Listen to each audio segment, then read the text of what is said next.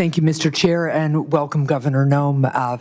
Really appreciate you being here. Welcome to your family as well. Thank you. And families do share in this kind of public service, and we appreciate them very much. As we discussed at our meeting last month, as a former governor, I appreciate the important responsibilities that governors have to ensure the safety and security of their communities, including by managing public safety and emergency agencies. And I will say that in many ways, I agree with some of the things that Senator Scott just said about improving communication between the Department of Homeland Security and governors around who is being sent to states. It's a critical issue and something that I was frustrated by when I was governor. So I look forward to hearing more today about your priorities, if confirmed, about how your experience as governor would help you run the Department of Homeland Security. Let me just start by following up with a question that Senator Peters had also touched on. We have recently in New Hampshire seen a dramatic increase in unauthorized border crossings at the northern border. And when I was at the northern border recently, law enforcement told me about the need for more personnel and resources. We still don't have cell phone coverage in a lot of the stretch of our northern border.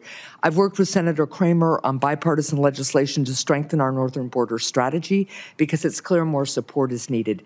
So, Governor, if you're confirmed, would you deploy additional full-time personnel and upgrade equipment along the northern border?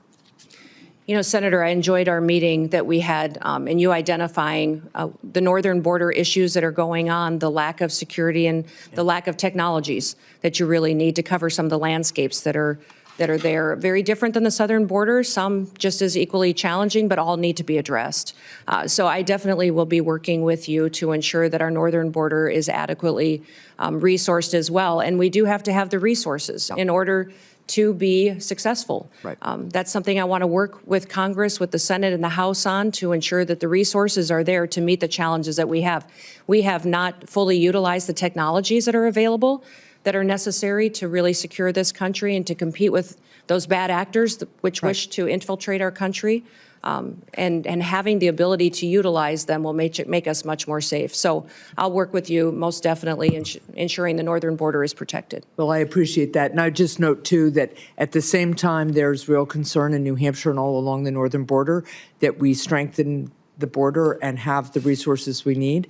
We also have a really strong economic relationship with our our friends to the north and a lot of family relationships. So I think it's important that we're smart in the deployment of technology. We don't want to impede that flow of economy and people that's lawful, but we do want to make sure that we have the resources we need.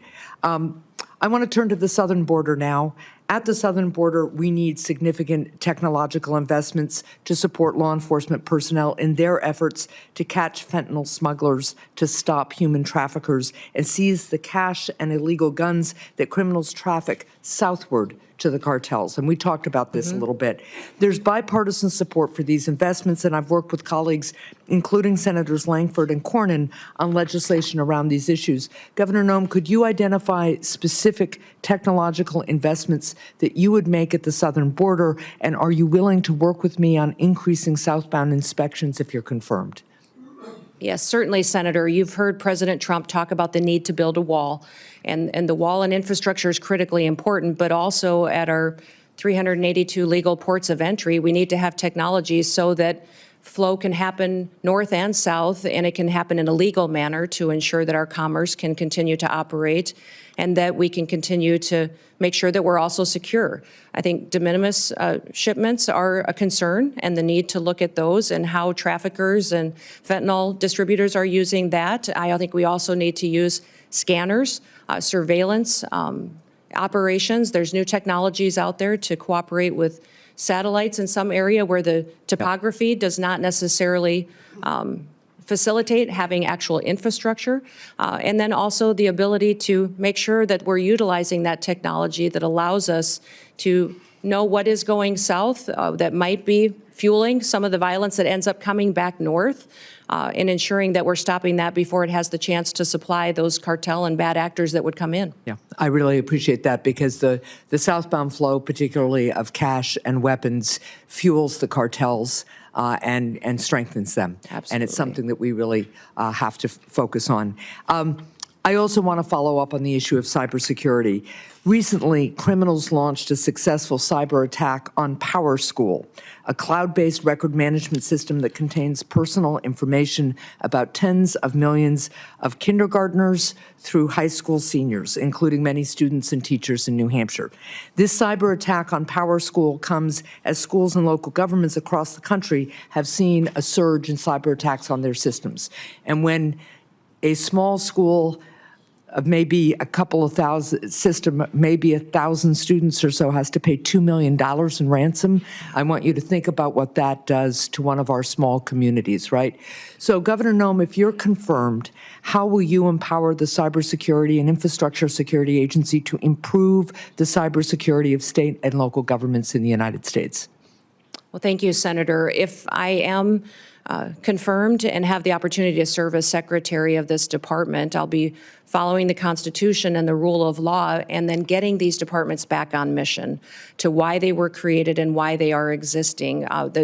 What CISA should be doing is helping those small entities, those schools, those local city governments, the state governments, and the small businesses that are critical infrastructure that don't have the resources to stay on top of the critical protections that they need to enact. Well, let me follow up just quickly on that one point. It's something we discussed when we had our meeting. I worked with Senator Cornyn on a bipartisan bill that became law that created a cybersecurity grant program for state and local governments. This is in addition to each state getting a cyber coordinator to help on the ground. We discussed this program, and I know you as governor had some reservations about the structure of the program. But if confirmed, will you commit to working with Congress to adjust it? I'd love your input about what gave you pause as governor. I think there were only 2 governors who didn't participate in the program. And I hope that as we work on the concerns you have, you'd work with me to adjust and reauthorize the program. Yes. All grants within the department will be evaluated when I come in and be looked at to see what we can do to make sure that they're actually fulfilling the mission to which they were established. What I would say about the cybersecurity grants in South Dakota, when I came in as governor, one of my main priorities was to bring the next industry into the state. And I determined that that would be technology and cybersecurity. In fact, we have Dakota State University in our state, which is a cybersecurity national leader in training those cyber warriors that we need to protect us and keep us safe. I've since then partnered to grow and double the size of that school. We train a lot of NSA employees in South Dakota. And so understanding cybersecurity and my experience in that, I think, is critically important to the department and bringing it to the table to do this. You talked about why we didn't take that cybersecurity grant in South Dakota, and it's because the requirements of that grant would have caused me to grow my state government. The administration costs of it would have been much more than what it would have been able to facilitate at the local level. And our state was already proactively helping these individuals that needed the resources to secure their systems. Well, I appreciate that. I'm way over time. There were very few requirements purposely in that grant program other than to make sure the money was being spent the way we authorized. But let's continue to talk about that. Thank you.